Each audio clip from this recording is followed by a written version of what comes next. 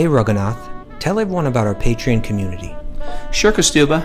The Wisdom of the Sages Patreon community is an incredible online yoga resource. If you like the type of yoga wisdom and culture we share on the show, then our Patreon community is a great next step. This is a listener-supported podcast, and any level of sponsorship will unlock a wide range of live and archived classes, talks, and even workshops. Raghunath teaches, I teach, and we have a host of other excellent teachers on topics ranging from yoga philosophy, asana classes, storytelling, Ayurveda, kirtan, cooking, meditation, and a lot more. We even have an incredible online Bhakti 12-step recovery group. So if you want to check it out, go to patreon.com/wisdom of the sages. All right, let's get it on. Om Namo Bhagavate Vasudevaya. Om Namo Bhagavate Vasudevaya. Om Namo Bhagavate Vasudevaya.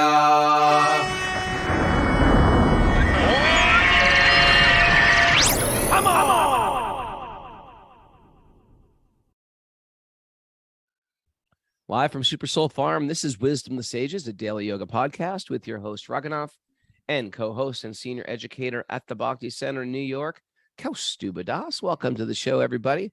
Welcome to Walk On Wednesday, and welcome to Super Soul Farm. We got a couple lives here. We got Patrick Hefferman and Moses hanging this week. What's up, Kaustubha? Before we get into Walk On Wednesday, how are you? I'm doing fine, Raghunath. Thank you. All right, we got Mara in the control room, spinning the dials, spinning the hits. And if you're new to Walk On Wednesday, any announcements? Yes, we have back to recovery group meetings today at 1 and 9:30 p.m. Eastern time. And we just 1 and 9:30. Mm-hmm. Yep. And we just released all the info yesterday. You can go now and register for all the stuff that's happening at the Eco Village this January. You can big news, people, and people have already. And by the way, space is extremely limited for that. So if you're extremely limited, there's only you and me and one other person can go. Wow, we just teach one person. Yeah, very limited. It's extremely limited. So if you want to go to wisdomofthesages.com, and what is it under events, Kaustubha? It's under events, yeah. Under events for our wisdom training, where you get me, Kaustubha, Doyle Garunga, and we just basically study the wisdom teachings of the Bhakti culture. And it's a huge game-changing event that goes on at the Govardhan Eco Village. Radhanath Swami will be there. Get out of New England or wherever you're from, get out of there and go to a nice, warm, beautiful Govardhan Eco Village, little paradise 3 hours north of Mumbai. Very excited, and people are already registering, and we kept it with low prices, just because we don't want price to be an issue from wisdom. We don't want price to hold you back from wisdom, and then you give a donation. We're trying to set it up the Brahminical way. So check that out. It's so nice because it's a beautiful setting. You can sit under the tree. It's kind of like you feel like you're in the old Vrindavan, sit under the trees. They have beautiful kind of scenic areas, and you can study out there together and just have fun. It is quite beautiful. Kirtan all day. We're with the cows. The cows are beautiful. There's mango trees, tons of mango trees, but it's not mango season. Isn't that frustrating? I'm frustrated every time I see a mango tree. I'm like, no. Because cashew trees, thousands of mangoes. Have you seen the cashews growing there? The figs. I've seen all these things growing there. It's a big farm. Yeah, trees. Of course they do. Yeah, and it's a big, huge farm. You can see all the produce. Fig trees aren't tropical. Fig trees grow there, Bubba. I've seen them. Actually, fig trees grow in New York. Actually. Yeah. So just all right. Forget that. Anyway, check that out. That's going to be wonderful. Let's bring on our guest. Walk on Wednesday. Have Jai. Huh? Walk on Wednesday. Walk on Wednesday. It's Walk on Wednesday. Walk on Wednesday is a day where we take we think of someone doing something cool with their life, and we pick their brain. And we have Jai Shri Trayolo. Welcome, Jai Shri. How are you? Californian. I'm well. Morning. Good to have you here, Jayashree. Jayashree's old school devotee, old friends of mine, and she lives in Northern California, and she does previously she'd done a lot of big concert promotion. She worked with Bhakti Fest, and then last year, me and her, I'm going to take partial credit for this. We got the idea, hey, let's do a chant camp at the beautiful Mandala Springs Retreat Center that our good friend Ram Das and Mandala Publishing own. So we were like, yeah, let's do that. Let's get a bunch of kirtan people, yoga people together and make a big hoedown. And we were planning on coming, and then I got COVID. It happened without me. I thought the whole thing was Raghunath's not coming. Let's all cancel it. But no, it went on without me. Whatever. But this year, Wisdom of the Sage is going to be there. Me, Kastuba, Mara, full force. There's going to be kirtan. There's going to. Why don't you just talk about it, Jayashree, before I do? Yeah, make your whole visit. So thank you, Jayashree. No, you're doing a great job. Keep sharing. But no, it's gonna be a great weekend. I'm super excited. Last year during COVID, it was a weird time. Can you guys hear me? Yes. Yeah. I hear you. Perfectly. We had I feel like we had a really great turnout considering COVID and Raghunath having to cancel, and people left saying, we planted seeds, we're coming back, we're bringing friends. Kastuba, it was great to have you there. Wait, Kastuba went without me too? Yeah. And was anybody like, Raghunath's not going, I'm not going? Was anybody like that? You know what? Because Shelter was supposed to play there last year, right? So there are these people walking around like, oh, where's Shelter? A bunch of hardcore kids walking. Yeah, but they were cool. We got to meet them. It was like, I'd walk up and say, sorry, guys, they're not playing. Sorry, guys, there's no hardcore. But I'm here. Oh, I was sorry. Go on, Prabhu. I just, for a year, just envisioning what this year could be and the potential, and just even yesterday looking at your weekend at Bhakti Stock on the East Coast, and just feeling inspired what you guys do on the East Coast and bringing some of that energy to Northern California. And yeah, this isn't like hip hop where there's East Coast, West Coast rivals. We're united here. There's not going to be any shootings or anything. We're united here in a spiritual front. Battle of the Kirtan. Yes. Kirtan. I'm excited for Karnamrita's Kirtan. I love Karnamrita. Yeah. Butta Hari Prabhu's coming out there with us too. Butta Hari is very, very wonderful too. I'm really excited. Incredible kirtan leader. I'm looking forward to it, Jayashree. I had a great time last year, and it was also just for myself. It was a chance to meet a lot of others or people that listen to the show out on the West Coast that showed up. So hopefully more show up this year too. I'm sure Kastuba's giving class. Kastuba's going to give class. You too, not just. And I think we're going to give class. I'm going to teach yoga. Kelly and the Cartels is coming. What? I think we're going to do the show live there too, right, Jayashree? That's the plan. That's the plan. That's my vision. Whether we broadcast it, we can have a version of Wisdom of the Sages, non-broadcast, off mic, kind of off the grid, like Wisdom of the Sages unplugged.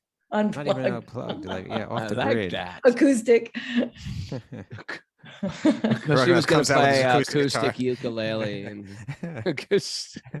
Do you play guitar, Raghunath?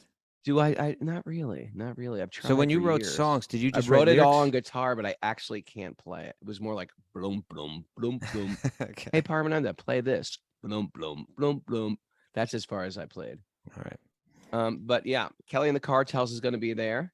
Srinivas is going to cook, the same person who cooked for the Bhakti Fest. Srinivas is going to help. Srinivas is going to help. We have Veggie Bomb, and we have Veggie Bomb. Veggie Bomb are devotees from, actually, they were born and raised, I think, in New Vrindavan. Vasu and Govinda Ghosh, the Ghost brothers, and they brothers. The ghost. Yeah. There's going to be ghosts. Ghosh. And they have that was their band, and I think the early 2000s. And then they have a street food called Veggie Bomb, and they make amazing food. And then Lydia's Loving Kitchen. So we have live artists. Jamuna Preeti is going to come and do live painting. We have a healing center with massage therapists, great photographers and videographers and musicians and dancers. And Bodhayan Swami is going to be there. A lot happening. A lot happening. All right, we're really excited. We're So flying what are out. the I got a dates and cheap everything, ticket. and where do people yeah. go? Yeah, all that info. Yeah, mandala.org to upcoming events. There's a link there to purchase tickets, and it's September 23rd, 24th, and 25th. And All people right. can camp, or people get how does that work? We have limited housing that sells out quickly. I haven't checked lately if there's any cabins, cottages, tents. Cabins are really beautiful too. I've been there. Those are a little more. But there's unlimited tent camping, and there's a lot of power and water, and we have great shower facilities. It's 200 acres. We have hiking trails, swimming pool. It's warm during the day and really cool at night. Yeah, Kostuba, we have a pool and a pond. I think the pond. Pool, the pond. I think the pond would be better for you, Kostuba. Bikes, All right. people can get on and bike around. There's What are you hiking trying to trails. say right now? We got a pool and a What are you pond. giggling about? Okay, and I remember was it there? There's like these little bicycle carts that you can drive around in or something like that, right? Yeah, This- bicycles this and was go-karts, Great place to bring the kids. playground. Yeah. Kids under 17 are free. Oh, look at that. Oh wait, I'll under go- 17 are free? Yes. You could bring a couple kids. It was totally kid friendly. Yeah. That sounds great. We need more kid friendly things. Okay, that's great, Jayashree. So again, those dates, September 20, say it again, please. 23, 24, and 25. 23, 24, 25. Let's do it. Come out and hang out with Wisdom of the Sages, hang out with Jayashree. You know, I think this is what sort of like becoming, it's the thing. It's like you go away and you get like a deep weekend with like-minded people. You sing songs, you eat good food, in a really natural environment. It's everything we need to change our consciousness. If you haven't done something like this, try it. You come back inspirational. And you know, I feel like we don't get stressed out in this world. We get exhausted from not doing things that we love. It's not because we're doing too much. We're just not doing enough of what we love to do. So this is definitely one of those recharge your batteries, and I'm happy to be part of it. And we're going to keep on endorsing it, and I'm looking forward to seeing you guys and all our California friends. And if you're like, well, I don't have any California friends, you're going to meet a bunch. They're really cool. They're just from California. They're slightly different than us. They're nicer. Northern Actually, California. It's a nicer breed of human in California. Thank you, right. Jayashree. Thank you, Josh. Thank you for having me. Oh, See you thank you soon. for listening to the show. She listens. Sometimes do you stay up late or do you wake up early? You do listen to the show though. Sometimes I wake up early. Sometimes I stay up late. Sometimes I listen to it through the podcast throughout the day. But thank you for doing this. I love Wisdom of the Sages. Thank you, Jayashree. Well, we love you. Thank you. Okay, Prabhu. We'll talk to you soon. We're diving into the Bhagavatam. And if you need to go to bed, we totally understand if you need to take a nap or whatever. I'm going to listen. Okay. Haribo. Haribo. Oh, I love right. her. Wow, we have 113 people on Zoom today. All right. All right, let's do this. Narayanam Namaskrit. Neat. That's it. We have no nugget. We have no nugget on a. Well, we Walk on generally Wednesday don't do day. a nugget on the walk on Wednesday. If you want one, we can pull one up. But I think No, she's our nugget. we'll get Jayashree's back our to Thomas Merton a week tomorrow. nugget. Okay. I like that little ad you put of Thomas Merton and Dr. Was Evil. it Dr. Dr. I was Evil, looking my at inner- picture of Thomas Merton. I was like, is that Dr. Evil? Did he No, he that's change? Thomas Merton. I was like, I guess that's what Thomas Merton looks like. Yeah, without his monk outfit on. Oh, could he take it on and off? I think he had that mystic ability. Mara laughed. Well, I just thought, like, I don't know, Hare Krishnas are always putting their stuff on and off. You know what I mean? But it seems like monks are like, we're keeping it on. Looked like he might have been working, doing some work out in the farm or something like that. I wonder, you know what I like? I like the brown monk outfits as opposed to the black ones, like the Eastern Orthodox ones. The black ones are sort of scary. Yeah, this is called a squirrel. Let's Okay. I should be like the fashion consultant for monks. Okay, guys, Absolutely. we're going to go with the new color this year. We're going to go to white, the light. All right, let's go with this. Narayanam namaskritya naram chaiva narottamam divim saraswatim vyasam tato jayam mudirayat. Before reciting the Srimad Bhagavatam, which is our very means of conquest, one should offer respectful obeisances to the Supreme Lord Narayan, unto Narayan Rishi, the supermost human being, unto Mother Saraswati, the goddess of learning, and to Srila Vyasadeva, the author. Nasta prayeshva badreshu nityam bhagavat sevaya, bhagavati uttama shloke bhaktir bhavati naistiki. By rendering service. Yeah. First line. By rendering service. By rendering service to the pure devotee, all that is troubles in the heart will become eradicated, and loving service to the Supreme Lord, who is praised with transcendental songs, will be established as an irrevocable fact. Om Jnana Timarandasya Jnananjana Shalakaya Chaksurunmilatam Yena Tasmaya Shri Gurave Namaha. I was born in the darkness of ignorance. My teachers are opening my eyes with the torchlight of knowledge. I offer my obeisances to their lotus feet. I had a brain freeze. Ever have one of those brain freezes where the most obvious thing you can't? I say this every day, and I just couldn't think of it. Ever do that? Like you see someone like Mara, and you're like, "Excuse me, what's your name?" My friend, Mataji, Prabhu. I do that sometimes. I just can't recall. Okay. That's all right. By the way, if you're interested in Chant Camp, California, you fly into San Francisco or Berkeley. That's the way to go. Okay. Someone was asking. Okay. All right, Mara, where are we? Tell us. Reading from Canto 4, Chapter 24, Text 62. But is it? But we were kind of like in the middle, middle, middle right? of 61's purport, Mara, if I do recall. Rewind. And you do. Because want me to remind the you? Mayavani philosophers cannot understand this. That's where we were. Do you want to do that, Kastuba? Did you like that? Yeah. Why don't we just go ahead and jump back in here? I think because it was an interesting. I thought it was a really interesting commentary, and we can go other places with this too. Can we? We can. Anywhere. My dear Lord, let me just read the verse again. Okay, this is Lord Shiva. Lord Shiva was glorifying the form. First, he was glorifying devotional service, bhakti. Yeah. Then he was glorifying the form of Lord Vishnu and how service and meditation upon that form is bhakti yoga, and what a powerful method that is. And now he's speaking about the energies of the Lord, because some people do not relate to that form. Some people might be like, form, I'm not into that. I'm interested in spirituality. I'm interested in God as energy. Okay, well, let's talk about the energy. Yeah. My dear Lord, you have manifold energies, and these energies are manifested in manifold forms. With such energies, you have also created this cosmic manifestation. And although you maintain it as if it were permanent, right? The world seems permanent, doesn't it? You ultimately annihilate it. I mean, it's annihilated. I mean, I get it. The whole universe is annihilated in the big Fibonacci world of the macro, but I see things being annihilated like right in front of my eyes. Ever go back to like your hometown and like everything's changed? There was a farm here. Now there's a strip mall here. It's like this is the cycles we live in. Things are just getting torn down, built up, torn down, built up. And although you maintain it as if it were permanent, you ultimately annihilate it. Although you are never disturbed by such changes and alterations, the living entities are disturbed by them. Right? Yeah. We're disturbed.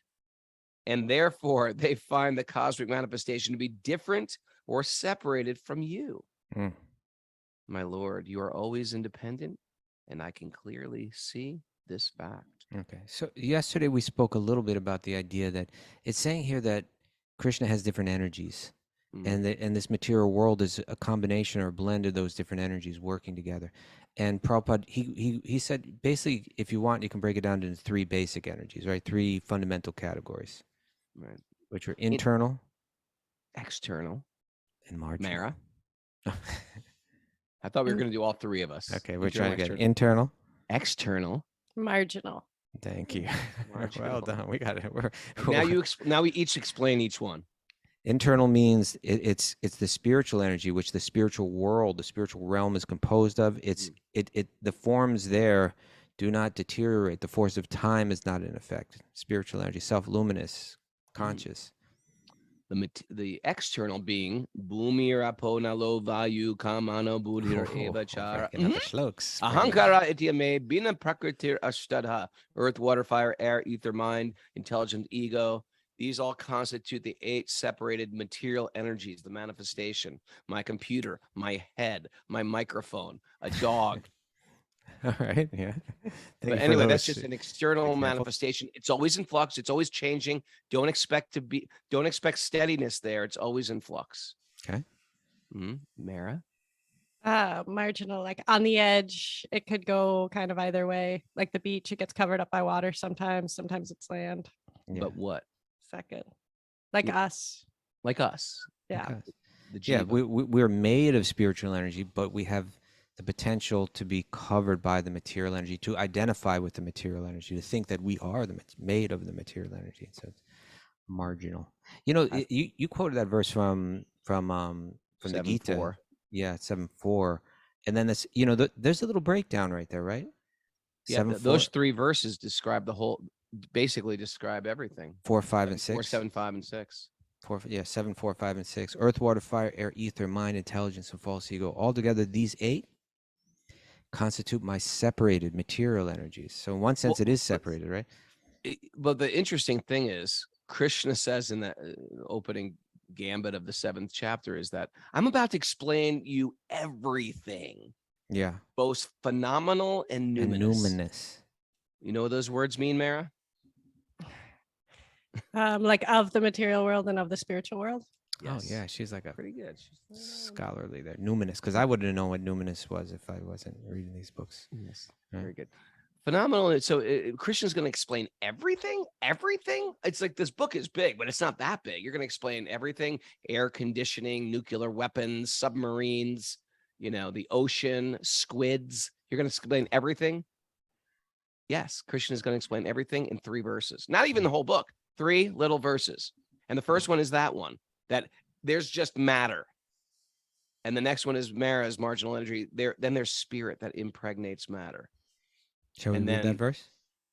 Yeah, you want to read it? Besides those 8 energies that were already mentioned, the material energies, besides these, O mighty armed Arjuna, there is another superior energy, Prakriti Param, right? A higher energy. There's a superior energy of mind, which comprises the living entities, us, right? And what are they doing? Here's the big clue to the universe, right? What are they doing? They are exploiting the resources of the material inferior nature, right? We are of a superior nature, and we're trying to suck some enjoyment out of it. We're trying to suck some joy out of the external. These are great verses. Yeah. Aren't they? Yeah. And then text 6. And text 6 is, and all of these are actually coming from me. All created beings have their source in these 2 natures, right? In other words, that's what we're made up of. We're the spirit within the body, right? Of all that is material and all that is spiritual in this world, know for certain that I am the origin and the dissolution. Right? Did you know that I studied the 7th chapter of the Bhagavad Gita and wrote a song about it? I do know that. Did you know that? It's called Attaining the it's called Knowledge of the Absolute. Knowledge of the Absolute, yeah. Nice, very good. Are you going to sing us a little? Well, I can sing those 3 verses. Oh, those 3 verses are right in that you built them into the song. Well, let's hear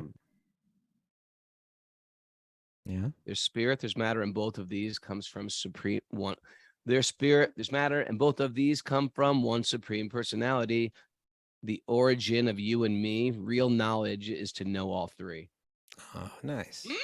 Nice. Come on. And then text 7 is a really... You're the light of the sun, the flavor of the earth, the ability and humanity. You're the force, you're the illusion who blindfold those who don't want to see. You're the source of the illusion that blindfold those who don't want to see. Isn't that genius? It's not genius because I wrote it. It's genius because Krishna spoke it. Krishna spoke it. I just sort of like, made it into a little collage. But that's pretty interesting. Krishna gives us the ability not to see if we don't want to see him. That's true. I thought you'd be like, yeah, that's so great. It is very interesting. You're great, Raghunath.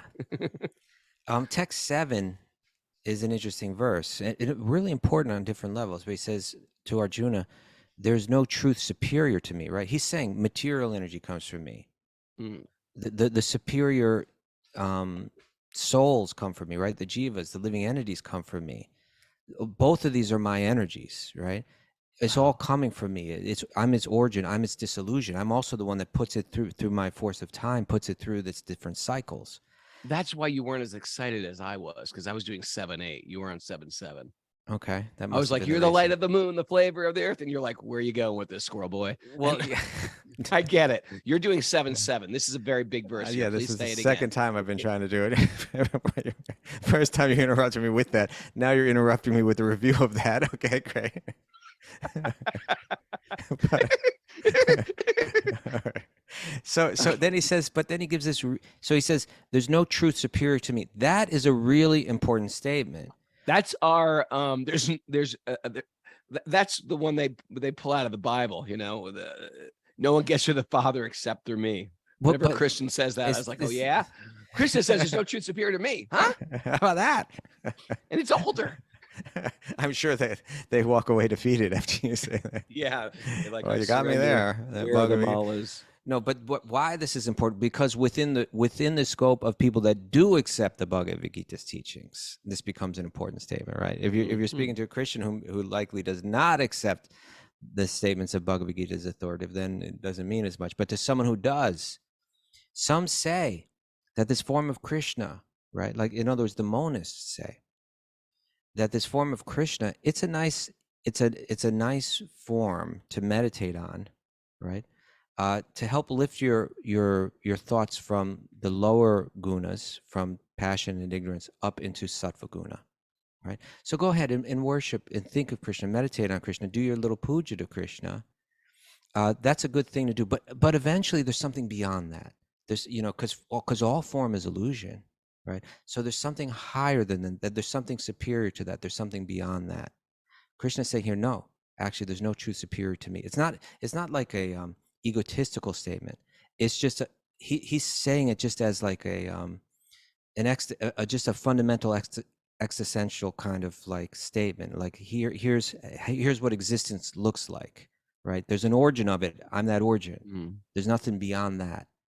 And then he says, and then he gives this analogy, which speaks to, like, say, I could say, like, to another community or another type of doubt. He says, everything rests upon me. Mara. Say it. Don't look down. Look up. Look in my eyes. Look right here, Mara. Looking right down. Here. Look here. Look into the camera. Everything rests upon me as Mara. Pearls on a string. Yes, Mara. Way to go. And we knew you had it. We're going to give you credit, even though it's a thread. But yes, we'll give her credit for that. I wonder, does That's Karuna how you know that I one? wasn't cheating. Does Karuna Because I didn't get it all the way right. Okay, that's right. Or you're just very cleverly fake. Very clever. You're just making it a little bit.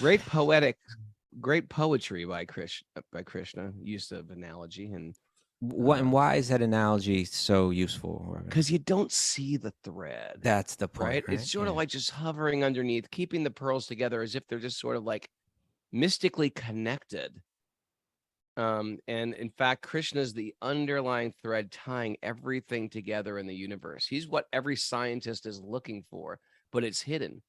And we have the secrets of the universe to find him.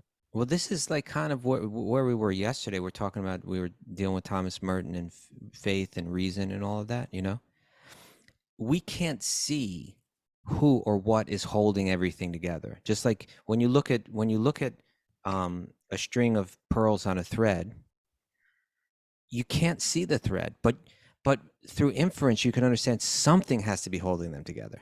Yeah. Right? There has to be something unseen holding these pearls together. Pearls don't just float like that. Something's got to hold them together, and something's got to be behind the scenes. That's reason, right? Like, in other words, there's reason and then there's faith. So reasonably, it is quite reasonable to believe that when you look at the order of this universe, that there must be something holding it together. That is a very reasonable idea, is it not, Raghunath? It's reasonable. It's completely reasonable. So right? then, we're into reason here, and we're into faith, right? So we're into science. Yeah, well, science, we're going to throw that under the reason thing. But my point being is that it's natural for us to say something must be holding it together. Let me examine. Let me search for that. Right? Isn't that what we were meant to be doing in this world? Is like searching for the meaning of it. you know. And so then we begin to examine, are there any sources of knowledge that may speak to this? We're not going to necessarily accept them blindly, but we're going to examine them and see how they hold up, see how consistent they are, see how profound they seem, see if they do seem to answer a question, see if they provide paths or practices that are helpful and beneficial. And it's through that then we come to a statement like this, where Krishna says, it's me that's holding together. Okay, well, I'm willing to entertain that idea. Let me see what else you have to say and see how it all holds up. Right? So Krishna's saying, for those that accept the teachings of Bhagavad Gita and the broader Vedic literature, when he says there's no truth superior to me, it's very significant. And then this point maybe has a broader, appeal, or a broader, it has a broader purpose, saying that, yeah, it makes sense that there's something holding together. This book, Bhagavad Gita, is going to present that there's a person behind it all. He's got multifarious energies, right? Manifold energies. He's got material energies.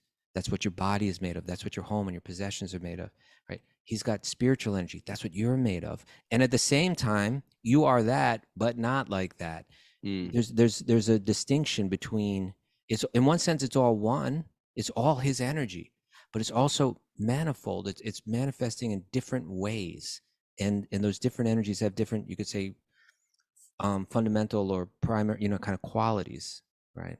And so we need to understand that, and we call that Sambandha Jnana, trying to understand fundamentally what's the relationship between these different energies. By the way, I had a good show yesterday. I want to say that.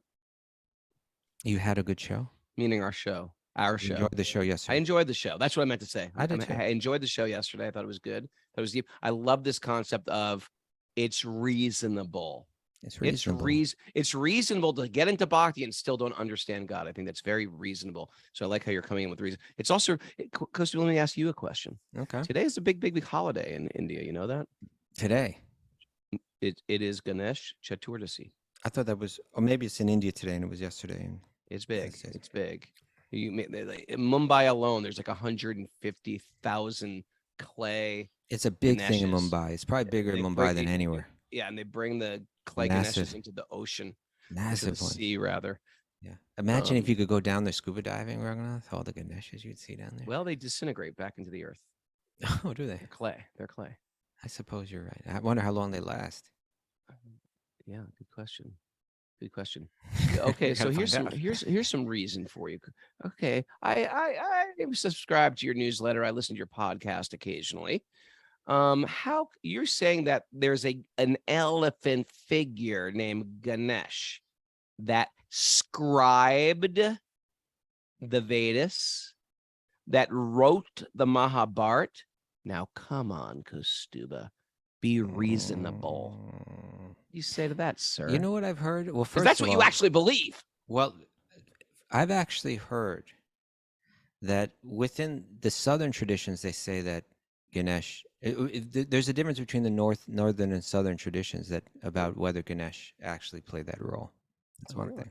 Yeah. Oh, so you subscribe to the southern? I don't subscribe to either. To me, it doesn't really matter whether Ganesh broke off his tusk and did that.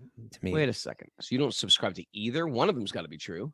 But I don't know. But I don't know which one is. That's my point. So you're asking me which one I subscribe to. Okay. My point is this. But it's possible. There's an elephant-headed person out there. Yeah. They're all putting in space things out there, compiling things. Occasionally people are born with two heads. It happens. Anything. There's all kinds of things that can happen. People are born with two heads. Google that, Mara. There are people born with two heads, Raghunath. Mara. I don't believe until Mara Googles it. I'll Google it. There are two-headed snakes too, I learned. Two-headed snakes, even more than two heads. Yeah, these things co-joined twins. Yeah. Co-joined twins. There's all kind of far out things. I mean, again, I always use my. At first, you didn't like this analogy, but I think you started to come around to it, Raghunath. What? The iPhone. Okay. Now, I like it. I like it. I get it. I get it. Right? If you were to have, then you explain to me what the iPhone analogy. Like when they came over on the Mayflower, and if they landed at Plymouth Rock, and I was there with an iPhone, they'd be like, "Who is this magical man?" Well, yeah, like if you were holding an iPhone and they stepped out of there with their clogs on and I start like scrolling. Yeah, they would say, "What is that piece of glass you're holding in your hand?" right? It's a looking glass. Yeah, well, that's what they would see it as. I Right? know. It's a looking glass. I get it. So Okay. it's far. So you're So saying we are even creating things on this world that are sort of unbelievable. The idea of a looking glass seems like a complete fairy tale, right? That is not real. Well, it's now through time it becomes proved that actually such things could exist. You just don't know the science, and once you know the science, then you can actually create a looking glass. You can look into it and talk to someone that's, thousands of miles away. Right. So if that's possible, then a lot of the things that might sound like fantasy to us might actually be possible. That's all I'm saying. Well, okay. So the idea is it's the old could be. Does Ganesh exist? Could be. I don't know. What do I know? Well, that's where my faith extends beyond reason. That's where I'm saying, okay, I've applied my reason to so much of these texts, right? Right. And it's over the years I found it to be trustworthy and profound. All the other things that you can measure. Yeah. The chanting helps me. There's some feeling in kirtan there. The Ayurvedic medicine, or even testing the consistency of the philosophy itself. Sure. Right? So now they're going to go out on a limb and say Ganesh exists. I don't know. I don't know he exists. Could he exist? Sure. Why? Because I don't know everything, and that's very, very reasonable to understand. Okay. All right. Okay. Now, why don't we get back into our purport from yesterday? Okay, so the purport was about the Maya. Oh, you know what? In Prabhupada read this. He quoted this verse. He said that a Kavi, a Vaishnava poet, has said this verse, Krishna. It's the verse that says, "Forgetting Krishna, the living entity has been attracted by the external feature from time immemorial." Right. Therefore, the illusory energy, Maya, gives them all kinds of misery in their material existence. Now, that's a quote from the verse from the book, the Chaitanya Charitamrita, which is both a biography of Sri Chaitanya, but also it's a philosophical text, Right, but it's a biography in the form of a biography, and so this is explaining these manifold energies, right? Again, it's describing that the marginal energy, the living entity, can be affected or covered, it becomes attracted to, and then bewildered by the illusory energy or the material energy, and it gives us all kind of trouble. Now, this verse that Lord Shiva was saying is that you're not disturbed by the changes that are going on, right? But we become disturbed by those changes. And Prabhupada wrote a nice, maybe we could read his commentary to that Chaitanya Charitamrita verse, right? It's Chaitanya Charitamrita Madhya. Yeah, I got it. Madhya Lila. Chapter 20, text 117. You are digging for gold, my friend. I'm impressed. And I'm throwing away a fortune and feeling, but someday I'll pay, Raghunath. What is that from? I'm not going to tell you. I'm not going to. Foreigner. Yeah, it's Foreigner. Foreigner. Yeah. You know a lot about music. Yeah. Okay, ready? When the living entity forgets their constitutional position, when we forget, right, that I am spiritual energy, right? When the living entity forgets their constitutional position as the eternal servant of Krishna, right? When we have this, we say that's a trigger, right? Servant. Trigger. Why don't we say lover, right? Because when you love, do you not serve, Raghunath? Like you love your kids, part right? Of love. That's love in action, baby. That's how it works. You can't help but serve the one that you love. Oh, you baby. That's right, baby. that's what Raghunath going into is love is a verb. Hollywood agent. Your Hollywood agent kind of like mode, Yeah, baby. I'm gonna make you a star, Kastuba. I'm gonna make you a star, but I'm gonna need you to change the way you dress. And go, okay, baby, out of here. Bring on the next. Okay, so when the living entity forgets their constitutional position as an eternal lover, right? Because when you love, you serve. Prabhupada, he's not thinking that word's going to trigger us. He doesn't think we got that. He's like, I'm sorry, I didn't know you had those kind of issues. It's I had right? Someone, yeah. So he says servant. Let's just say lover. Okay. When the living entity forgets their constitutional position as an eternal lover of Krishna, they are immediately entrapped by the illusory external energy. Boom. It's like that. Boom. It's like you want the illusion, you got it. The living entity is originally part and parcel of Krishna. Right, we're made out of his energy. It's the old careful what you desire, Kastuba. Careful. Maya's ready. Maya's like eager to serve you. That's Want some Maya? Sure. You want Krishna? Krishna's ready. Krishna's waiting by the phone. Remember the days when you'd wait by the phone? Remember those days? You'd wait by the phone. Kids can't even understand this nowadays. We would wait by phone. They write songs about that, right? Yeah. Were you waiting for a girl to call, Raghunath? You're hoping? She'll call. She told me she's going to call. Get off the phone. Everybody off the phone. She's going to call. Okay. The living entity is originally part and parcel of Krishna and is therefore the superior energy of Krishna. They are endowed. This is interesting. This is all that fundamental knowledge. We need to understand what is our position here, right? They are endowed with inconceivable, minute energy that works inconceivably within the body. We don't even know, right? We've got this power within us, the power to move, the power to think. It's all, we can't even conceive of like how it's all arranged and how it's all put together, but it works for us, right? But it's minute. It's spiritual, it's eternal, but it's minute. However, the living entity, forgetting their position, is situated in the material energy. The living entity is called the marginal energy. Why? Because by nature, they are spiritual, but by forgetfulness, they are situated in the material energy. That's us, right? Thus, they have the power to live either in the material energy or the spiritual energy. And for this reason, they are called the marginal energy. That's right. She was like, looking at something. She was looking at a message board. I know it. No, I wasn't. Marginal. Okay. Being in the marginal position, they are sometimes attracted by the external illusory energy. And that'll make me happy. This will make me happy. Yeah, that's what I need to be happy. And this is the beginning of their material life. Did you ever go on Amazon Prime and it's like, people who buy this usually buy this? I was like, oh, yeah. I knew that too, to be happy. That too. I bet they were happier. Or sometimes they bundle this. I bet they were happier when they got the whole bundle. Okay, so Prabhupada said that sometimes they're attracted to the external illusory energy, and this is the beginning of their material life. When they enter the material energy, they are subjected to the threefold time measurement: past, present, and future. It's saying past, present, and future is something that's not natural to us. It's only because we have these crazy desires. Interesting, isn't it? Yeah, it's unnatural. Past, present, and future is unnatural. It's unnatural for us. I can't even imagine life without time. We can't. It's like an existence of floating, like floating in space. Who can imagine that? Someone once asked sometimes Prabhupada brought over like a little recipe, right, for this very simple sweet, right, which is basically powdered milk and sugar and butter, right? You roll it in. But of course it was delicious. Yeah, of course it was. And it's like, it's got this texture that's just like, it kind of like, sort of like I said, like it breaks down in a very subtle. It's solid, but it's solid, but you can break it. It's a little chalky or something like that, right? But in a nice way, right? Wonderful, powdery, and then you can also like take a little like orange rind or lemon rind and kind of blend it in and give it subtle flavors. They called them Simply Wonderfuls. Well, that was the thing that, like, I think Prabhupada, he didn't give it a name, and everyone said, Prabhupada said, what do you think of this? And someone said, it's simply wonderful, and that it got that name, right?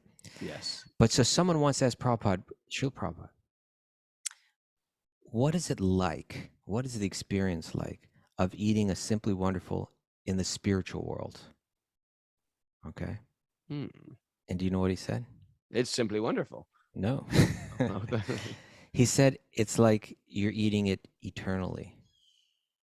Oh, interesting. It doesn't end. It doesn't. It's not like that's the problem with our pleasures. Say the verse, Kastuba. Samsparsha boga dukkha yona ya evate adyanta kaunteya shitojna sukha dukkha. The problems with the material pleasure. There's nothing wrong with pleasure. We deserve that. We're pleasure-seeking beings.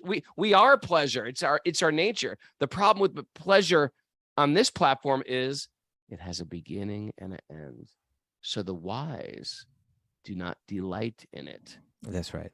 That's right. So the yogis say, I'm just not going to have any pleasure to find the internal pleasure.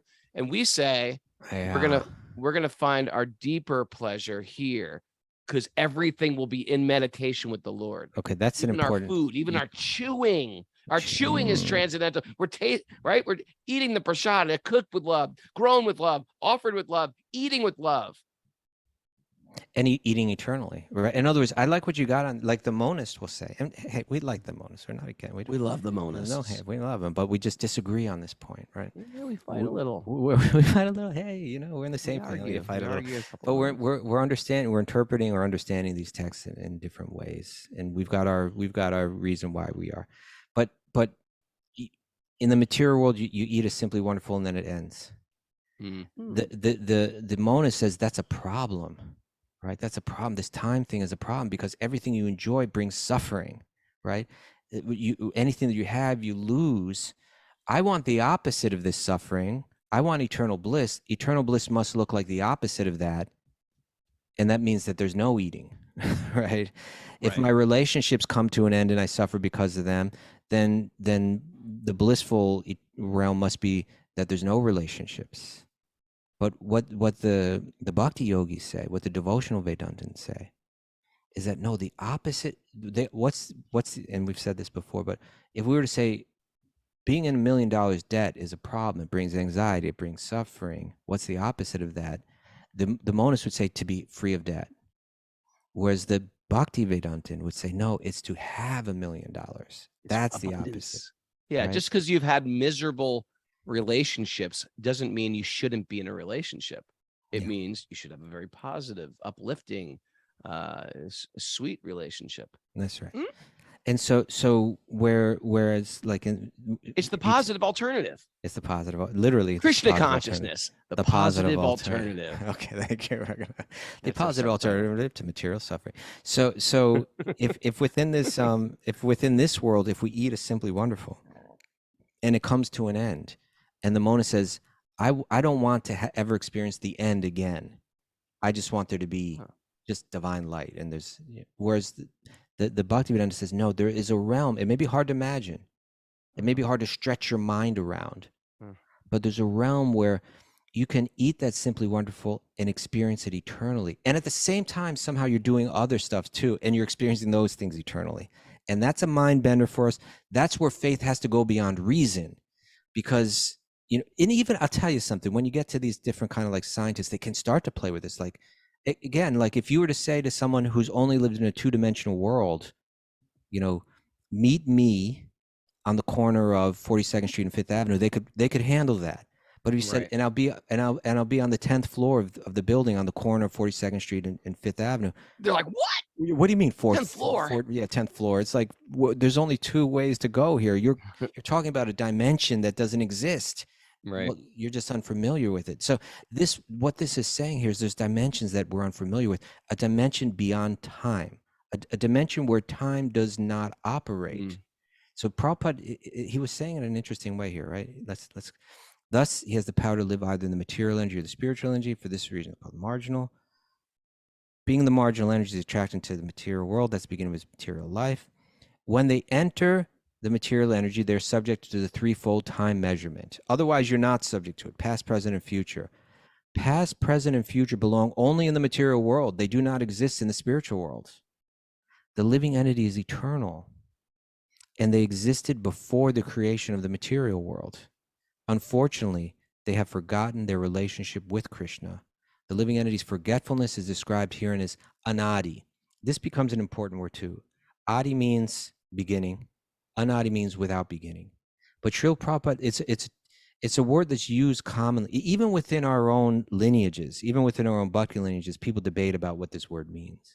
Because quite literally it means without beginning. But Srila Prabhupada is kind of careful to point out, no, understand it as just like we can speak in ways that are like, is it called like a colloquialism? Colloquialism. Say it, Mara. Colloquialism. Colloquialism. Say 10 times fast, Raghunath.